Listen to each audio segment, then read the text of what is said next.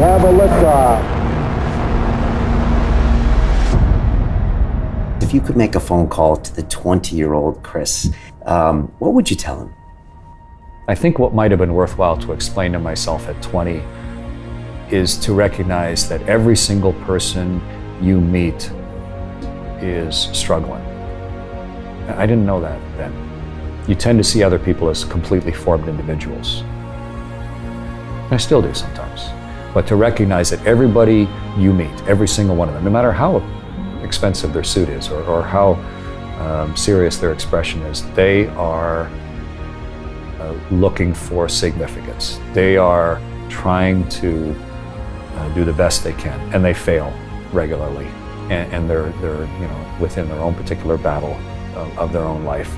And so cut them some slack for that. Don't let them off the hook, but recognize the shared nature of being a human being, and let people be themselves, make some allowances for them, treat people a little more kindly as a result. And so you take these pictures, and now you pull the little chip out of the camera, you put it in your zippered up pocket so it doesn't float away. And by the end of the day, you've kind of got a whole bunch of those chips. You got like the whole world in your pocket waiting for you to truly look at it. And there is some magnificent, unexpected, intimate view of the world. And now what do you do with that?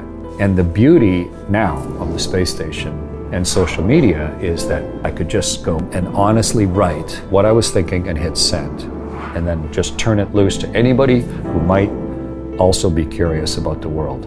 And it was delightful to see the reaction, to see how many people, millions by the time we landed, who were also delighting in what that technological invention allows us to see about ourselves.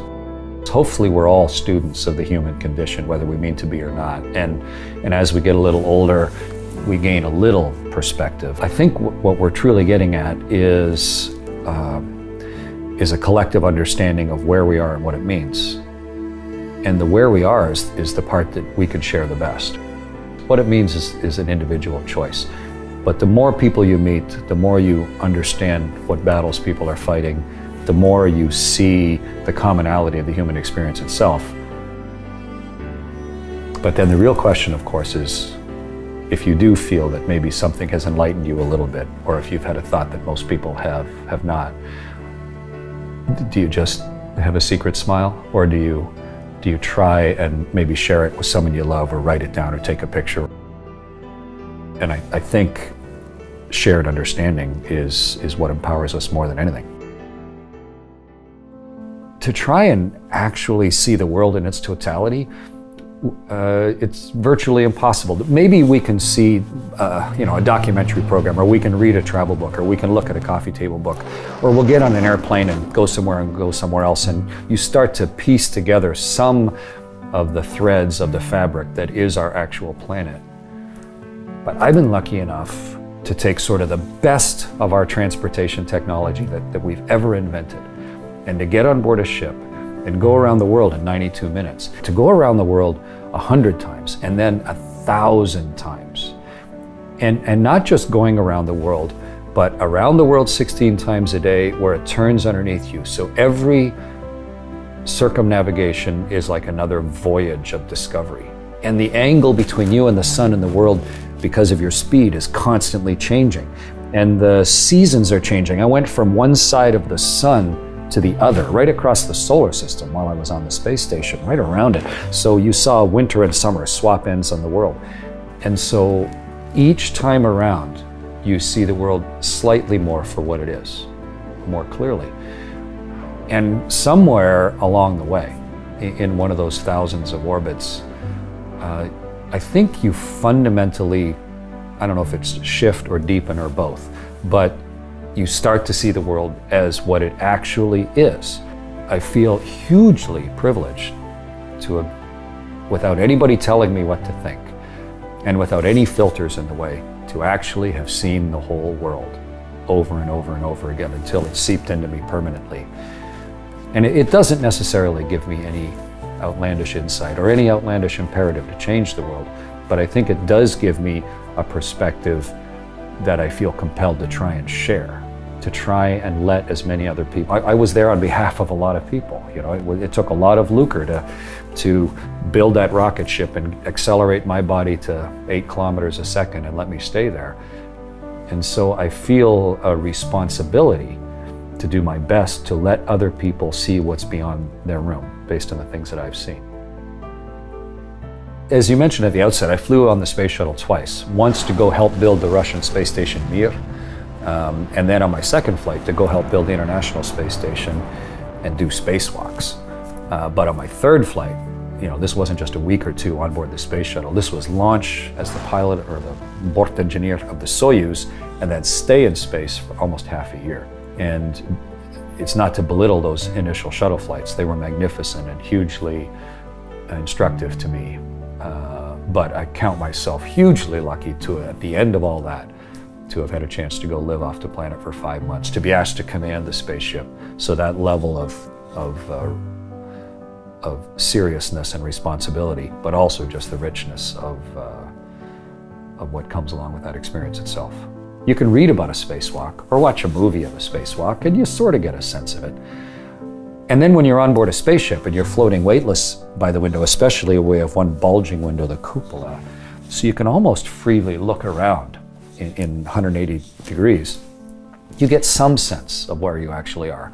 But the day that you, for real, are going to be on the other side of that window and you're going to assume the danger of it, you're going to put on this, build this spacesuit around your body and then go into a tiny bit of the ship and close a hatch behind you. You're going to become a torpedo and then take all the air out of that little part you're in and then open up the hatch and now actually physically pull yourself on the outside of the ship. That's entirely different.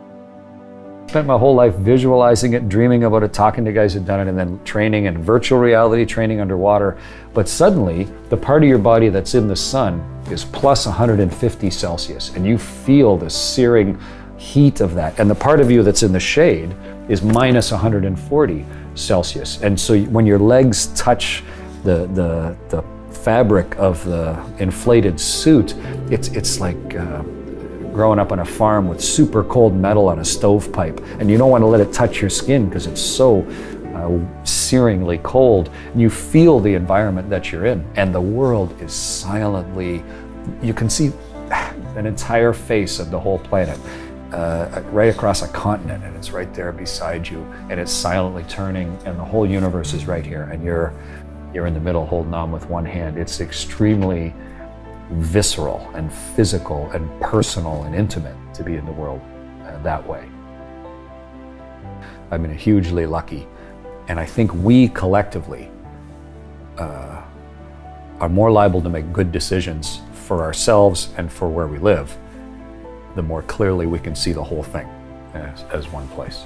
And you started posting these pictures on a whim, really, taking these beautiful photographs from up in space because you see so many. Well, picture what it's like. You're there with a camera and you're going around the world and you float over to the window and you say, I'm not even going to take a picture today. I just want to look at the world.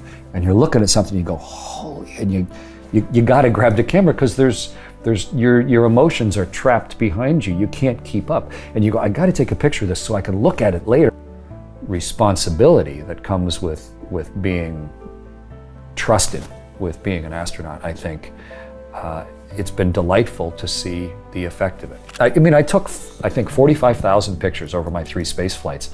And after a year, I got back from landing, I was like, what are we going to do with all those photos? I mean, do we just let them sit in a file? I thought, why don't we take the best and put them in a book and then put why each picture meant something to me. This is just a sharing of the experience and let people then maybe see the world for what it truly is.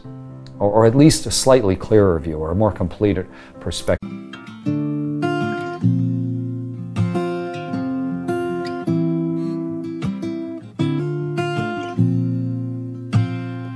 I hear a lot about sinners. Don't think that I'll be the same, but I might go down to the river, 'cause the way that the sky opens